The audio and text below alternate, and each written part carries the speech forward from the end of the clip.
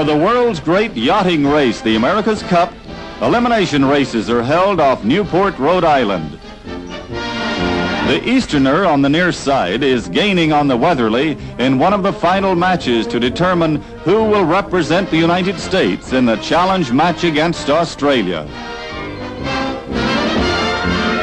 4 of America's outstanding 12-meter yachts will meet each other over both windward and leeward courses. But so far, the wind hasn't been strong enough to test the boats under the ruggedest conditions.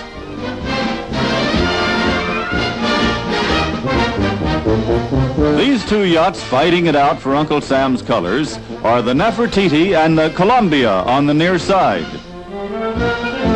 The Columbia, which 4 years ago won the America's Cup for the USA against the Scepter from England, is trying to ward off the Nefertiti here to defend against the speedy Gretel from Australia. This year, the Columbia is having a tough time winning first at home. But they all know against Gretel, they'll really test their mettle.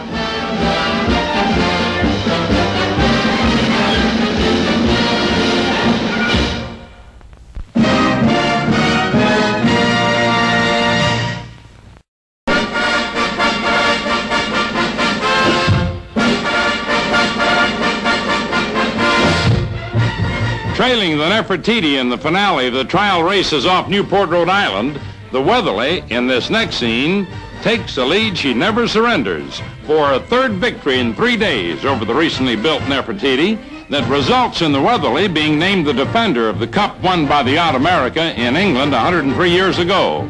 A triumph for skipper Emil Mossbacher Jr. of White Plains, New York. Meanwhile, the crew of the Australian Challenger, the Gretel, studies the tides and currents of the waters to be sailed in the 4 out of 7 matches on which the America's Cup fate hangs, starting September 15th.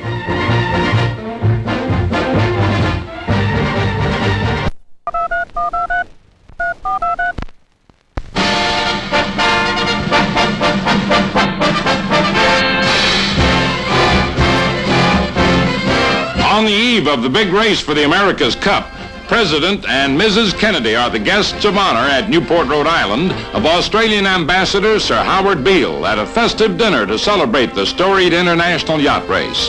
Later, when their host takes a momentary leave, the President and Mrs. Kennedy indulge in an animated chat, providing Movietone News with an unusual opportunity to film the first citizens in a candid conversation. A rare recording of the nation's leader and his wife that results in this splendid photographic study. For the ladies, a revealing picture of Jackie's bouffant modified pompadour hairdo, her strapless evening gown and long dangling earrings. And for the men, an example of casual cigar smoking, with the chief executive and his first lady seemingly oblivious to all around them. Soon after, a presidential toast. As the ambassador said so well, they race against each other, but they also race with each other against the wind and the sea.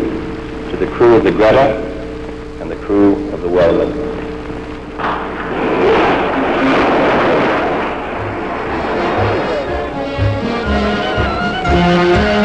Next day, off Newport, a mighty armada of small craft delays for an hour the start of the first race.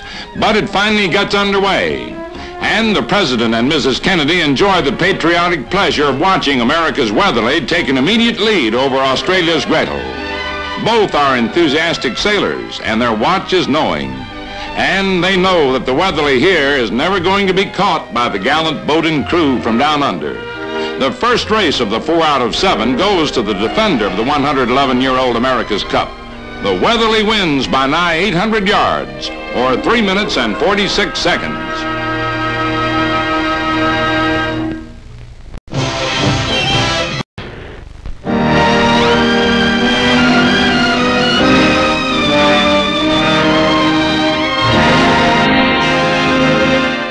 High winds and bumpy seas as the second race in the America's Cup Series gets underway over a designated 24-mile triangular course off Newport, Rhode Island.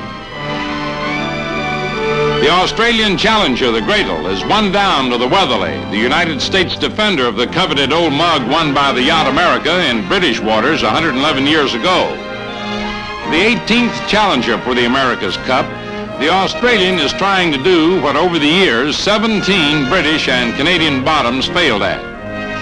Expected to make her best showing the rougher the seas, the Gradle trails on the first leg of the triangle, but not by much. Where she was minutes behind in the opening race, the challenger is but seconds today.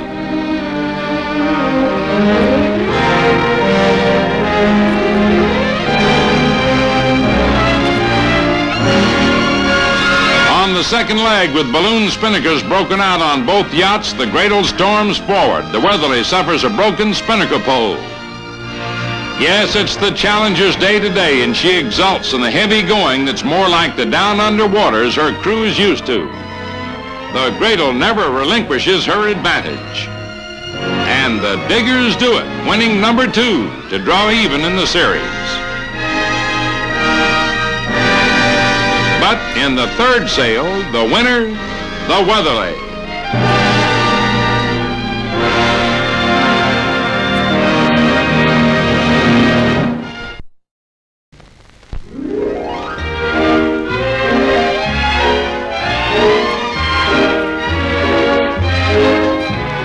The small craft traffic jam off Newport, Rhode Island continues as the 4th race in the America's Cup Series of 4 out of 7 gets underway. A light 6-mile wind at the start gives USA defending champion Weatherly an early advantage. The challenging Australian Gradle prefers a stiffer wind and choppier seas. And so on the first 2 legs of the triangular course, Weatherly skipper Bus Mosbacher outmaneuvers his opponent to get the fullest pressures on his canvas.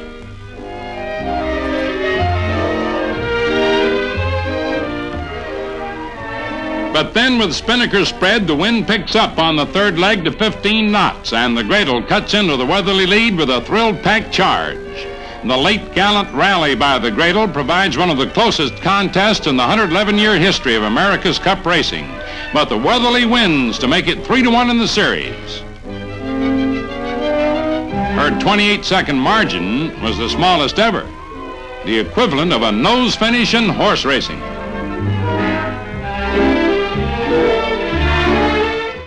Brand new face under the world's heavyweight crown, Sonny Liston. The 12-meter blue sloop Weatherly of the United States takes the lead in the final race for the world's sailing supremacy against the Gradle of Australia. So far, the U.S. has completely dominated the 111-year-old competition, and it appears Uncle Sam will win the America's Cup again. On all 4 legs of the course, both windward and leeward, the Weatherly increases her lead, but she knew she had been in a battle against the Gradle, who loses the series here off Newport, Rhode Island, 4 races to 1. The Weatherly skipper and master tactician, Bus Mosbacher, deserves an ocean of credit for standing off the greatest challenger his yacht had ever met.